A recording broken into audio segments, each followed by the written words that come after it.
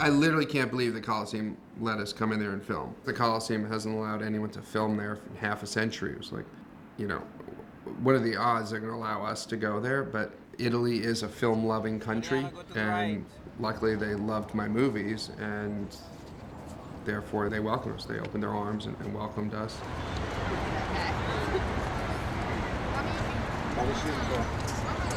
Lucas Foster, to his credit, did almost the impossible, and it's sort of something that you put him in the Producerial Hall of Fame.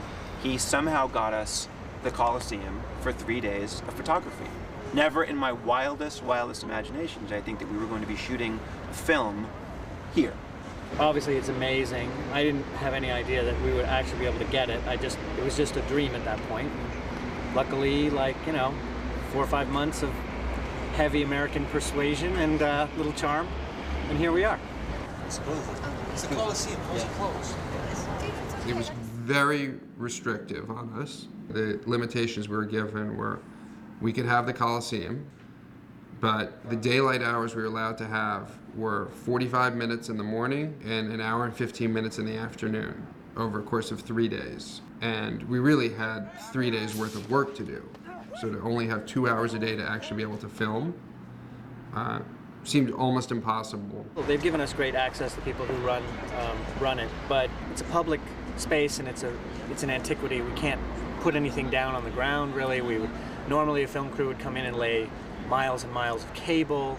We would have dolly track, we would have all kinds of stuff, generators and things. So it's been tricky. The sound recordist is wearing the sound recorder because we can't put it on the ground and he can't have his normal cart or whatever. So we've been at the apex of trying to figure out innovative ways to just pretty much carry everything on our backs and be mobile.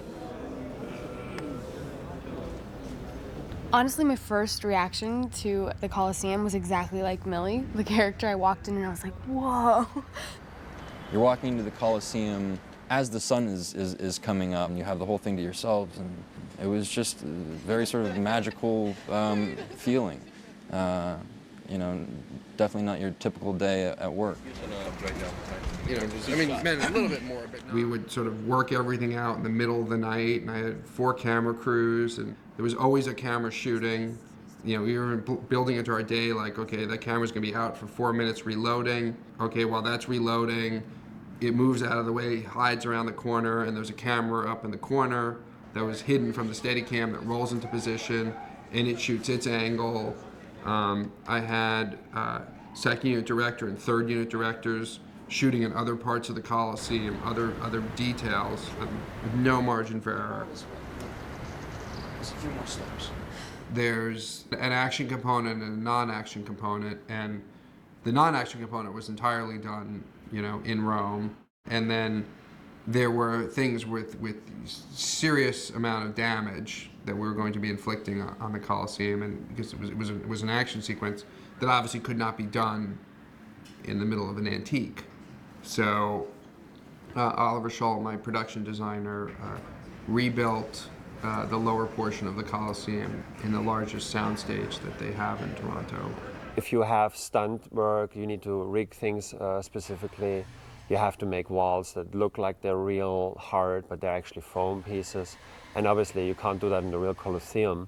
So you're going to pick what parts of the Colosseum are real in the real location. That gives you the scope. And then you're going to define what areas you need to build in order to get the action right. The most important part, of course, was actually having gone to Rome, and we had a tour with a gentleman who was in charge of the restoration work in the Colosseum. There's different layers of construction types and different restoration works that went on. So we just got a lot of documentation of how was it built, why was it built that way, what was the functionality. And once we had these, and I came back from Rome with like 4,500 images, just myself, that I took there. So that's a lot of research material. What we usually do is, once I have like an idea of the general size, I do scribbles and try to do the blocking for where the main action might be or what might be required. We also did a lot of 3D previs on this. We have a lot of set designers working in 3D now, which helps a lot because you can You get precise measurements, but also you can move a camera around and see what you're going to get. And it's the total construction time for the set, several months that it takes to build something like this. Because we had been given such incredible access to the Colosseum, Oliver was able to do a phenomenal job recreating the most minute details of what actually exists in the labyrinth level of the Colosseum. It was identical, down to like, which side of the rock the moss was supposed to be growing on. So are you speaking German so I understand you? Margaret. Everybody set, ready, and... It's very difficult when you're doing a sequence like this, when we, have such a large structure like the Colosseum where we filmed, and then we've got, although this looks a large set, it's relatively a small set.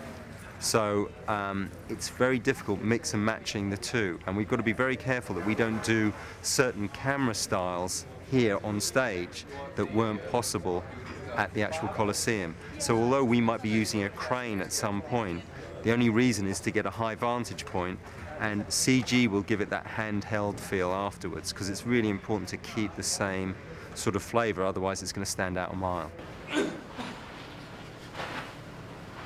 I really feel like, as a filmmaker, all the films I did up until now prepared me for this movie, and that had I not gone through what I'd gone through, I never would have survived the Colosseum. It was amazing. I think it was something that, everyone sort of shared, was this sort of sense of being in awe of where we were filming. I'm so proud of what we accomplished in Rome.